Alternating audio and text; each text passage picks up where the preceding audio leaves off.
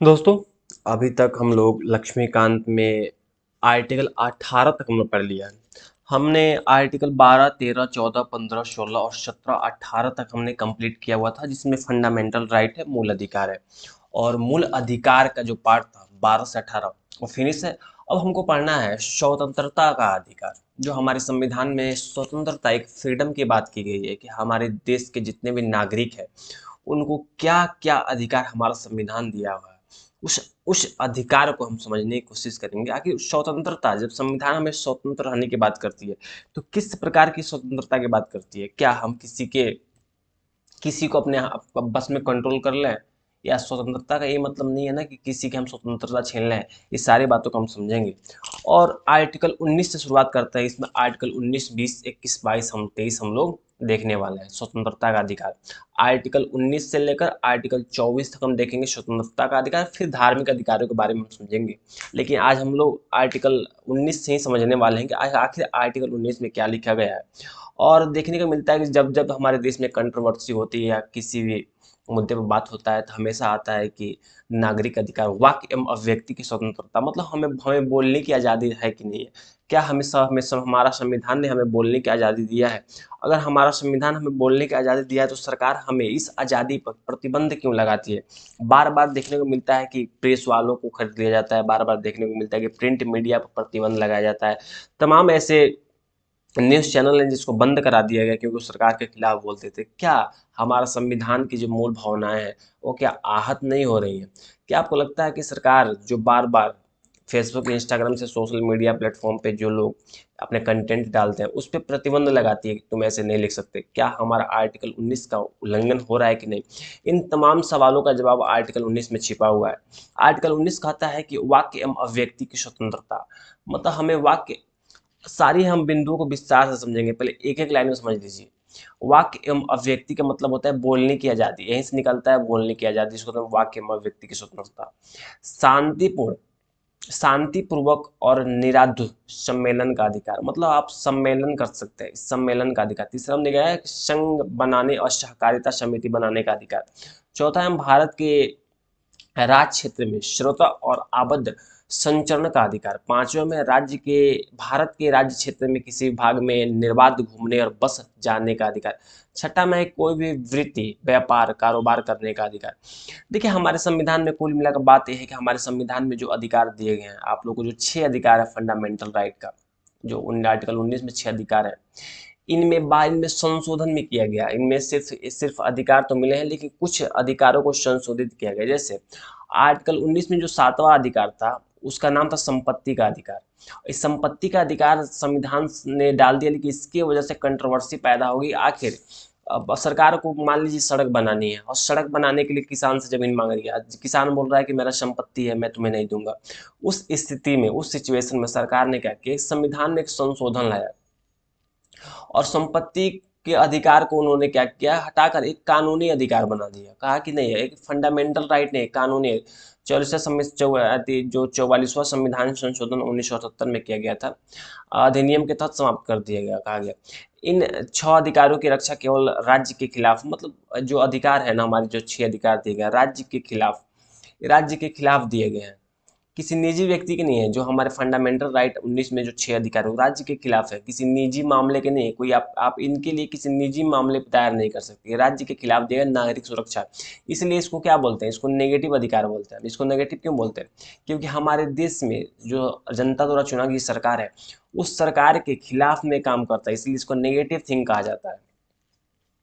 अगर है कि अर्थात ये अधिकार केवल नागरिकों और कंपनी के शेयर धारकों के लिए है, न कि किसी विदेशी या कानून। अरे जो कंपनी के शेयर धारक हैं उनके लिए अधिकार है, वो कानून मतलब हमारे देश के नागरिकों के लिए अधिकार दिया गया है। विदेशी लोग जैसे कंपनियां, विदेशी लोगों के लिए नहीं है लेकिन कुछ विदेशी जैसे कंपनियां हैं उनके लिए भी यह अधिकार है। कह रहा है कि राज्य इन जो अधिकारों के आधार पर उचित प्रतिबंध लगा सकता है। मतलब ऐसा नहीं है कि अधिकार निरपेक्ष है लेकिन सरकार प्रतिबंध लगा सकती है। देखिए ये सारे एक ओवरव्यू था कि सरकार, हमारे आर्टिकल 19 में क्या लिखा गया है, आखिर सरकार इस पर प्रतिबंध लगाती है कि नहीं। सरकार लगा सकती है, पर जहाँ देखिए सरकार की नहीं, आपके द्वारा कृत्य काम कुछ गलत किया जा रहा है, उस सिचुएशन में सरकार इस पर प्रतिबंध लगा सकती है। आखिर अब हम शुरुआत करते हैं कि वाक्य एवं अभिव्यक्ति की स्वतंत्रता एक बहुत बड़ा है, जो एक संविधान ने जो एक छोटी सी लाइन लिख दी, इसके बहुत सारे इसमें बातें निहित है। आपको लगता है क्या कि संविधान अब सारी बातों को लिखे, वाक्य एवं अभिव्यक्ति की स्वतंत्रता लिखने के बाद क्या अब लगता है कि प्रेस की स्वतंत्रता लिखे, क्या लगता है कि नागरिक की स्वतंत्रता? नहीं, संविधान बहुत बड़ा हो जाता। ऐसे ही हम विश्व का सबसे बड़ा संविधान लिखे, संविधान हमारा ही है, लेकिन बार बार न्यायालय सुप्रीम कोर्ट अपने जजमेंट के माध्यम से अपने जजमेंट के माध्यम से बताता है कि आखिर वाक्य एवं अभिव्यक्ति की स्वतंत्रता कहाँ तक है। उसके देखिए, कहने का मतलब है कि अपने या किसी अन्य के विचारों को प्रसारित करने का अधिकार, ये इसका क्लॉज 1 है। कहने का मतलब है कि जो अपना विचार है या किसी अन्य के विचार है, हम उसको फॉलो करते हैं, हम किसी अन्य के विचार से प्रभावित हैं, उसको हम प्रचार प्रसार कर सकते हैं, इसका अधिकार दिया है हमारे संविधान ने। आर्टिकल 19 देता है। आर्टिकल 19 का क्लॉज 2 कहता है कि प्रेस की स्वतंत्रता, जब प्रेस की स्वतंत्रता बात करता है तो इसमें सोशल मीडिया से जुड़ा हुआ, प्रिंट मीडिया भी आ जाता है इसमें, सोशल मीडिया भी आ जाता है इसमें, जो इलेक्ट्रॉनिक मीडिया भी आ जाता है, इसमें टीवी वगैरह न्यूज़ चैनल वगैरह चलते हैं, प्रिंट मीडिया में न्यूज़पेपर वगैरह, सोशल मीडिया में फेसबुक इंस्टाग्राम पर हम लोग लोगों को जागरूक करने के लिए जो एक प्रेस का काम करते हैं। आज बहुत सारे यूट्यूबर ऐसे हैं जो स्वतंत्र रूप से एक पत्रकारिता कर रहे हैं। आखिर जो इनको अधिकार मिला है हमारे संविधान ने दिया हुआ है, करके व्यावसायिक विज्ञापन की स्वतंत्रता, हम अपने कोई व्यापार कर रहे हैं, अगर व्यापार को हम चाहते हैं कि एडवर्टाइजमेंट के बेसिस पे हम इसको व्यापारिक मतलब, देखते हैं आप लोग देखे होंगे टीवी वगैरह चलता है, जब फिल्म वगैरह चलती है तो बार बार उसमें ऐड आता है, न्यूज आता है। ये ऐड जो आ रहा है ना, प्रचार आ रहा है, प्रचार क्यों आ रहा है? क्योंकि ये हमारे संविधान ने अधिकार दिया है कि आप प्रचार प्रसार कर सकते हैं अपने व्यापार, व्यवसायिक विज्ञापन की स्वतंत्रता है।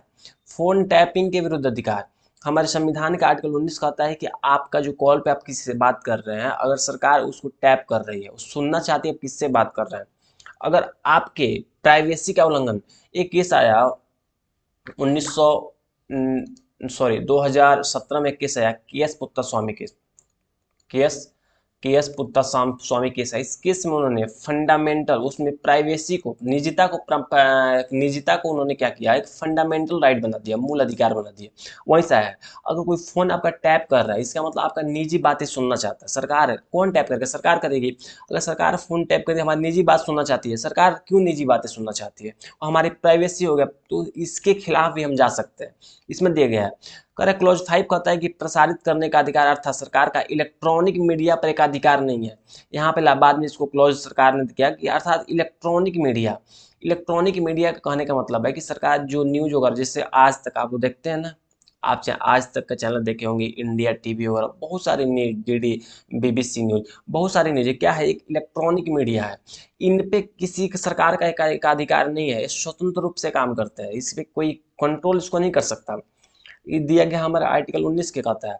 आर्टिकल 19 का क्लॉज 6 कहता है, 6वां क्लॉज कहता है किसी राजनीतिक दल या संगठन द्वारा आयोजित बंद के खिलाफ अधिकार, मतलब आयोजित बंद, मतलब कोई राजनीतिक दल या कोई संगठन हो, किसी प्रकार के अपना एक बंदिश हमारे देश के लोगों पे, नागरिकों पे एक लगा नहीं सकते, आयोजित नहीं कर सकते, इनके खिलाफ भी अधिकार दिए गए। सरकारी गतिविधियों की जानकारी का अधिकार, हमें अधिकार है कि सरकार क्या कर रही है, सरकार लोकतंत्र है, जनता के द्वारा चुनी गई सरकार है, तो सरकार क्या कर रही है इन सारी बातों की जानकारी हमें मिलना चाहिए।